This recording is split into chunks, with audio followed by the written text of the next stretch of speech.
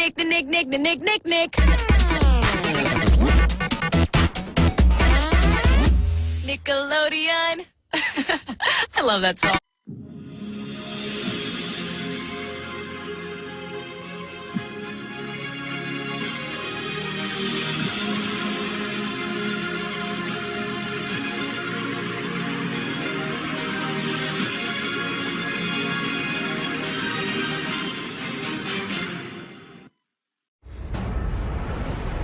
CBS Sports welcomes you to the following presentation of the National Football League.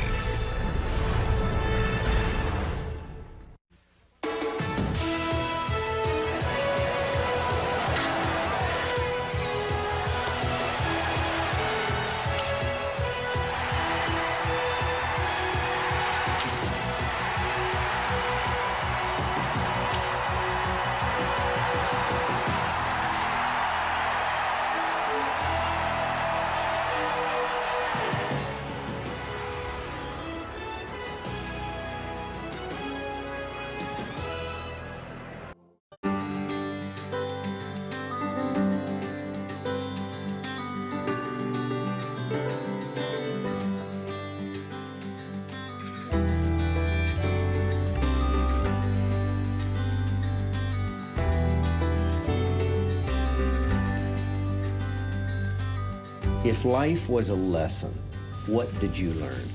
Life is a vapor. It's here today and it's gone quickly.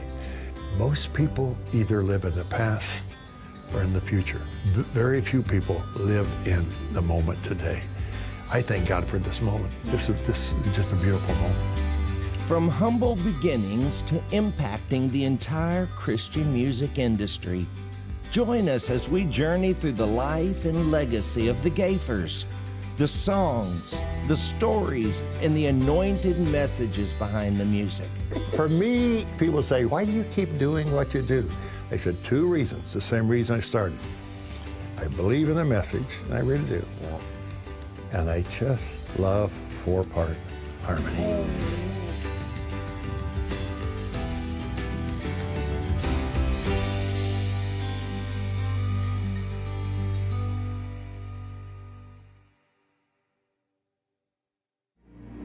There were a lot of things happening back in the 1930s.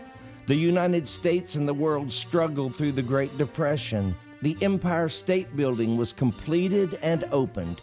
The Hoover Dam was finally operational after 5 years of construction. And Judy Garland was singing about rainbows on a farm under a Kansas sky. In March of 1936, George and Leela Gaither were welcoming their son, William James Gaither, into their family in Alexandria, Indiana.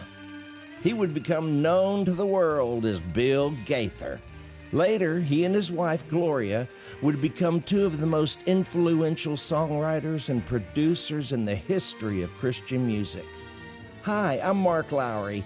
I've spent a large part of my career with Bill Gaither, and tonight you're going to get to know Bill on a very personal level and see how he has spent his life shaping and advancing the music that has touched lives around the world. We have known each other for 50 years, and this is the first time we've sat down kind of knee to knee and done this, and I'm really overwhelmed because of the connective tissue of what your life and our life has been. Think of it. The Precious Memories have been on the air for now probably 30 years now, but think of it. I sit here today as a part of your legacy of these videos, that we were doing what God had put in our heart to do, and the only consistent income we had to pay our house mortgage was Bill Gaither and what you created in that Homecoming series. Thank you, Bill. Yes, thank you. Well, it's just good to be part of the family. And first of all, let me thank you for coming. If you come to Alexandria, Indiana, you came here on purpose. Okay?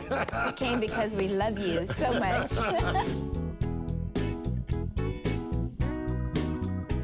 We are standing a half a mile from where I was born. Oh, And our house is a half a mile from where I was born. And we've traveled all over the world. Back in the early 60s, we came to the fork in the road. Do you go to Nashville or you stay in this little town? I taught for 10 years before we started doing what we were doing, till my night job overtook my day job. And it was crazy.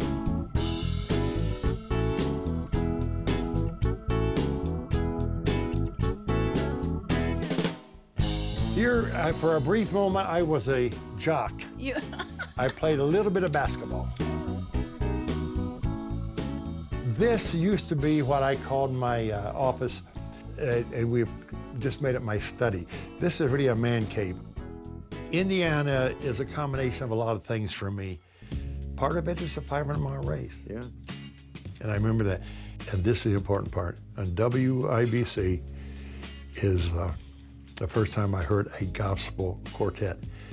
But these are people, without looking at them, I can tell you the names: Gene Lowry, Honey Dunn, Shorty Green, Frankie Collins, and Melvin Doss. And I went out to a little school here because they were on WIBC in Indianapolis. Yeah. And they said they were going to be in our little town at Cunningham School. They had songbooks and pictures, and I bought their picture. I said, would you sign it for me? What year? That was 1948. I was 12 years old. Those guys didn't realize what that signature and that picture meant to me. And then I went to see the Statesman at the Ryman Auditorium. I can still show you the seat I sat in. And I went up that night. Jake Hess was selling products from the table. And I said, Mr. Hess, you sound like Bill Kenny of the Ink Spots, because I loved the old Ink Spots. And he said, well, thank you very much. That's an honor. And then to ride around the country with him in the 90s in our bus, and he was there until the week before he died with us. I mean, that's an honor. There's my dad. He lived to 91 and traveled with us.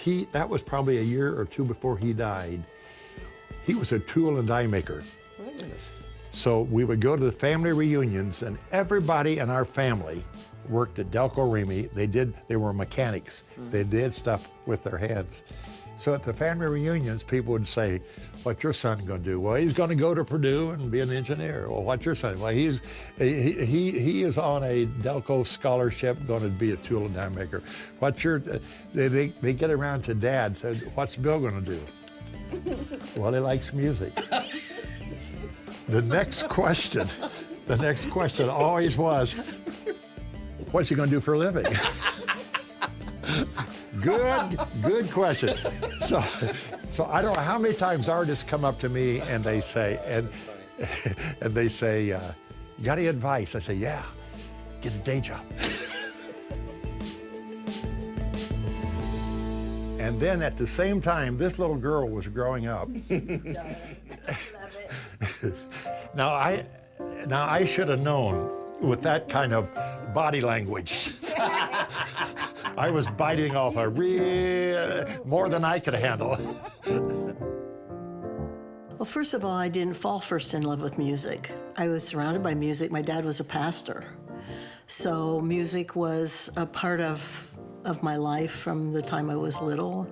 I was instead first in love with words. My mother wrote poetry.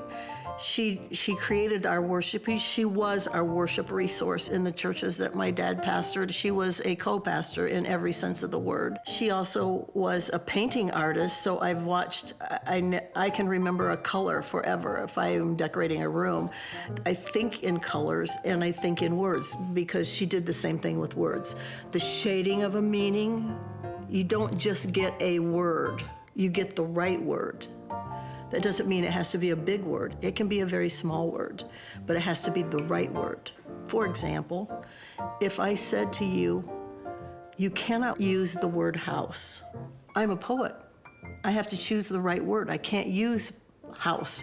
I have to use some exact word that will tell me what kind of a home is this? Is this a sad home, a happy home, a small home, a poor home, a rich home, a privileged home, an underprivileged home? by the one word I choose the one that comes loaded with the meaning that I need, because I don't have a paragraph, I have one word.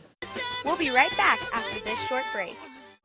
Take a stroll down memory lane at the Pro Football Hall of Fame. You crushed my knee. It was your toes. You broke my ribs. It was your nose. Ah, yes.